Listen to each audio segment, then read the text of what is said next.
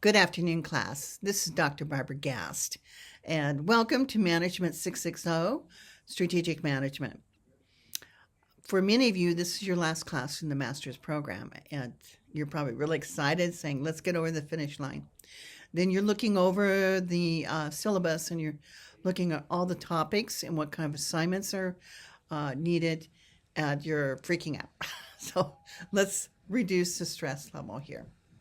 The first quiz, it's the only one in this class, but this quiz is will neither break you or make you, is 30 points. I have 1,000 points in this class, so don't stress over it. But it will tell you something about yourself. Are you reading and comprehending the instructions? So I thought I would just offer you some ideas. For instance, in taking the quiz, it's going to say, what's the ideal size of your teams? And we like to choose about 3. You may have 4, but usually around 3. And let's just start thinking in terms of what should you focus on in that first week? Well, part of the issue is going to be where are you headed? And that's part of a strategic thinking. You need to think ahead where you plan to be. So we're going to select a company, and you say, how do I select it? There's some options. I think at the end of the book, you use the case offered.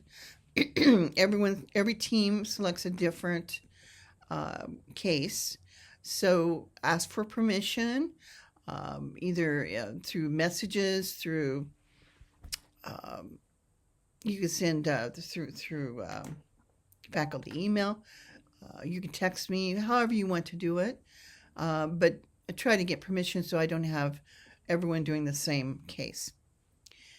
But we want to think in terms of, let's say we use Apple Computer. That's Apple Inc. is going to be your company. Then you're going to be thinking about that. Where are we heading with our case? We're not just hung up. I know a lot of you do this. You say, I just want to get through this week. Whatever is in front of me, that's what I'm going to do. But that's not how we look at things strategically. We think in terms of where are we going. Now, we haven't selected a strategy.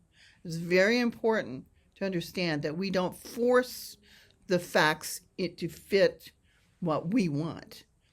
Our personal opinions don't matter here. If you write saying, I believe, I think, those are personal opinions, and they mean very little in an academic setting. We're looking for facts. Where are the facts leading you? So the focus in this class, you're going to have a different strategy if you're an individual as opposed to the group. And so how many strategies are you going to have by the end of the class? If you have 3 members to your team, and the team has to have 1 strategy, and each of the members has to have a strategy, that will be 4. So just think in terms of, it sounds intimidating, but it will evolve. So when will we start developing these strategies? Well, it will start evolving. Now, we don't just say, oh, I think you should have divestiture, or you should sell off part of a company, or you should get rid of a product line, or you should bring AI into, and maybe you like AI and say, well, that's what we're going to do with this. But they may not be ready for that. That may not fit their model. So you really have to look at the facts and allow the facts to move you toward a strategy. And we will begin to see this in week 5. You won't have it done, but week 5, it begins to percolate up. What do you need to do to get an A with your individual strategy? I like innovation. So here's an example. Somebody wants to go to college. And you can say, well, is college for them? Well, you'd say, it depends. Some will look and say, I don't want to go in debt. I don't have the money, I won't go in debt, so maybe that's not a good choice for them. Another person will look the facts around them and say, look, I have some savings. I have somebody who will help me out, and maybe I'll take on some debt. And they go forward. Another person will look at the facts and say, I'm going to totally go in debt, but based on future potential earnings, I'll be able to do that. And lastly, you have a person who says, I'm going to do something else, maybe go into the trades, and so I can immediately, more quickly, start earning a living. Who's wrong here? Nobody's wrong. It is taking the information, if you can take the facts, which is building your argument, and lead it to that conclusion. That's what we're doing here. It's as simple as that. So what I'm looking for is the people who are curious, who are come up with something a little bit different. But it does not mean you have to have something that's outlandish, something totally innovative, like you created a new product. What I really am looking for is saying, can you rearrange the pieces and come up with something that's, saying, let's move in this direction. It could be just a different part of the company and say, this part, maybe the recommendation is good for the team, but I would spin off in this direction. So if you have that in the back of your mind as you're reading through, it will be useful to you then when you get to topic 8 and you're trying to have your strategy and say, I'm lost, I don't know what I should be doing. You're thinking about it throughout this course. There are 3 stages. We're going to be gathering the data. We'll be formulating the strategy, and then we'll be executing. What are the peer evaluations? Because you're going to look at what those in your group, you're going to have to fill out a form that says what they're doing. Now, it's a little bit different in this class than other master's classes that you've had. We usually, whenever there is a master's paper, there is an evaluation. That's not true here. We will be doing your work in the teams, and it's not until week 3 and 8. Yes. And the other thing, keep in mind, not everyone needs to earn 100 points. If you say 100, 100, 100, everybody gets 100, everyone did their job, everyone's happy. That's not an evaluation. You're just rubber stamping. So I will take points off for them. There's a significant amount of reading. We expect you to scan and look through these papers to understand what applies. It doesn't mean you have to, don't misunderstand me.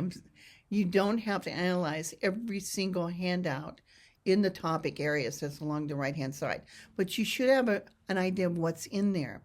And you should be citing from that because you don't have the financial expertise to know everything to build a strategy. So you have to depend somewhat. Now, can you deviate from other things? By all means. But this is the reason we have those tools. You will be using a tool. You won't do it in the first week, but I do want you to become acquainted with the website strategyclub.com. We talk about it. I'm just highlighting it here because that's where you're going to download the Excel spreadsheet that you will be working with. And so chances are you're going to have one master and have members of the team filling in because you do need, it's a collective process. So from one week to the next week, you're gathering the information and it is creating information. The Excel has a formula that is tumbling this information together to create future reports. So you will want to keep that together. And let me see if there's anything else I would.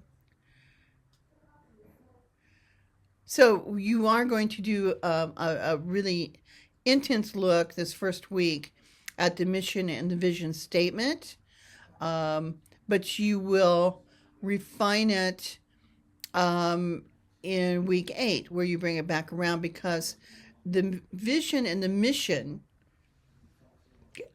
is where we start. And if there's been any change, we might have to change the vision or the mission. You want to use that as your guide. And I think that's about it. You should feel comfortable taking the quiz. No tricks. We're not trying to trip you up, just trying to help you self reflect. Are you really comprehending? Are you paying attention? If you don't do too well, I would suggest slow down. Read it a couple times. Pick it apart. When you look at these assignments, they can get complex. I'm grading on deliverables. You will always have a reference page, by the way, always have a title page. You will have in-text citations that where we can link whatever you're offering as your source to practice or what's taking place in your paper. I think that's about it. This will get you started. Okay. You'll have fun. It'll be a little stressful, but most students who have taken my class step back and said, it's the best class I've ever had because it's hands-on. You're doing it. You're in charge. I'm here to lift you up. Reach out to me whenever you feel you just need to talk to a friendly voice. But I'm here to pay attention to what you're doing, but I'm not going to lead you. You're leading. Because one of these days, you're flying the master's program. You won't be here anymore. So we're trying things out now. Okay, take care. We'll talk later.